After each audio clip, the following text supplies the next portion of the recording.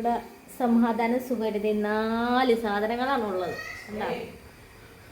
എന്താ സുഖമായിട്ട് കിടക്കണേ. ചോറൊക്കെ കഴിച്ച് ബീഫൊക്കെ കഴിച്ച് പിന്നെ കുറച്ച് ചോറും കഴിച്ച് സുഖിച്ച് കിടന്ന് പാൽ കൊടുക്കണേ. നീ ഇതെടുത്ത് പുറത്ത് പോയി പാൽ കൊടുക്കാൻ പറഞ്ഞാൽ നീ കൊടുക്കരുത് കേട്ടോ. ഇവിടെ തന്നെ വന്ന് കിടന്ന് കൊടുക്കണം.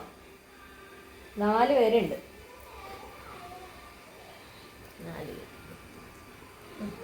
ഉറങ്ങിക്കോ. ഓക്കെ, അപ്പോൾ ഇന്ന് നമ്മുടെ സ്പെഷ്യൽ എന്ന് പറഞ്ഞാൽ ബീഫാണ്. ബീഫ് ഞാൻ ഉണ്ടാക്കി കഴിഞ്ഞിട്ടില്ല.